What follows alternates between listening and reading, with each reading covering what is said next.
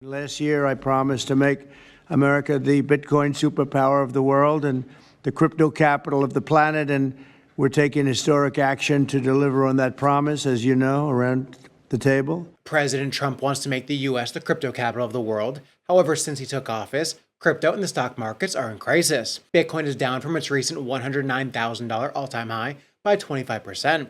Its current price is $82,000. However, earlier today, it also dipped below $80K. So what's going on? Are we about to see more pain? And is a bear market about to start? Or is there light on the horizon? And are the tariff wars taking the wind out of the financial markets? Let's take a closer look at some of the aspects of the current market and see what they mean.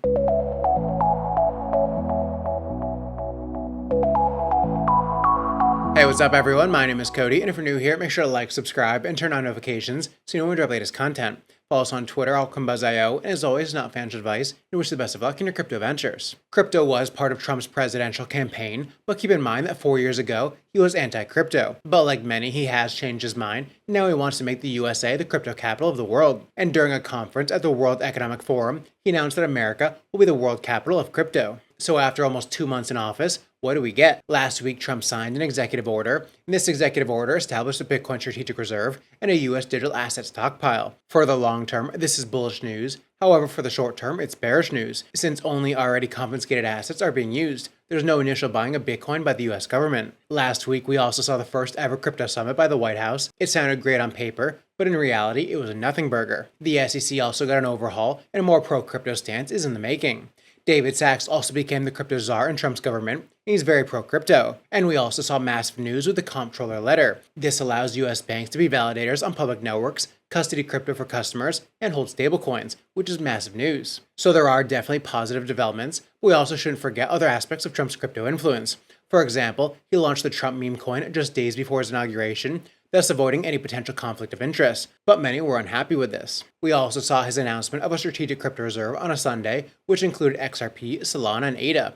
Later, he added Bitcoin and ETH as well, and this caused the market to spike, only to crash even harder the next day. Trump is getting more and more criticism over his crypto policies. On paper, it all looks good. However, the reality is that our portfolios are back to bear market levels. The tariff war is something that worries many people. Trump managed to get under the skin of Canada and Mexico, and these are US-friendly countries. They had a long-standing friendly relationship with the US, and China is also part of the tariff war. However, the relationship between China and the US was always a more tense one. But what are the tariff wars exactly? Well, here's a good 2-minute description. The most insane trade war has officially begun because Canada, Mexico, and China are pissed and have now all announced their own plans on how to retaliate against Trump's tariffs. So what the hell is going on?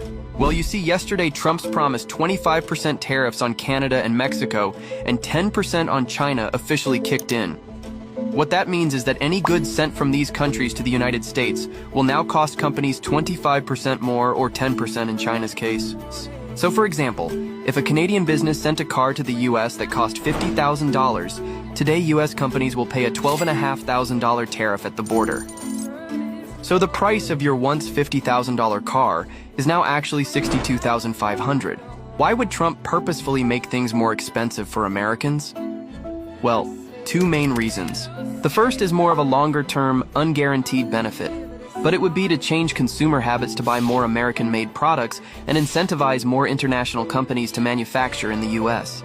In theory, that means a stronger US economy, more stable jobs, and less dependence on foreign countries. The second reason for imposing these tariffs would be to use them as a tool to pressure Canada, Mexico, and China into doing what Trump wants. Some of these things that he's publicly mentioned include renegotiating trade deals, stopping illegal immigration, and the flow of fentanyl. There's also the far-fetched idea of Canada becoming a state of America. But here's where things get interesting, because instead of just doing what Trump wants, Canada has clapped back with a 25% tariff of their own, and Mexico said they're doing the same but haven't announced the percentage yet. China reacted a little differently by preparing to file a lawsuit with the World Trade Organization. So why is Trump not backing down? Just listen to this. In 2023, Canada sent 76% of all of their exports to the United States. That accounts for roughly 19% of their entire GDP. In 2024, Mexico sent 78% of all of their exports to the United States. That makes up 37% of their entire GDP. But for America, Their exports to both countries combined only make up roughly 2.7% of their entire GDP. So simply put, even if they do retaliate, getting into a tariff war with the United States would hit Canada and Mexico much harder. Trump knows this, and he's using it. So tariffs see hardship in the short term, but are likely to benefit the US in the long term. For decades, the US has had a kind of free trade border with Canada and Mexico, and that's about to change and can cause a shockwave to the economy. So we may see a few months of negative to no growth. This can cause quantitative easing, and that's when the money printer goes burr. So far, the March inflation data is not looking good. However, this could be positive news for crypto and other financial markets. So is Trump looking for a recession? Well, there's $9.2 trillion of US debt on the table, and instead of refinancing this, a recession would almost guarantee rate cuts. Every US recession dating back to the 1980s followed a peak in the Fed's fund rate. When such economic growth stalls, the Fed stimulates the economy. In other words, lowers the interest rates to lower the cost of capital and promote spending. Trump wants to lower the rates and is willing to go all the way. This includes a recession, since this may be the only solution to lower rates and bring us back to the money printer going burr. This would bring new money to the markets and could be positive for the financial markets. So back to crypto and the crypto summit in the White House. Besides President Trump and Sachs, we also saw plenty of well-known crypto names attending. Michael Saylor and the Winklevoss twins, and Brian Armstrong, the CEO of Coinbase.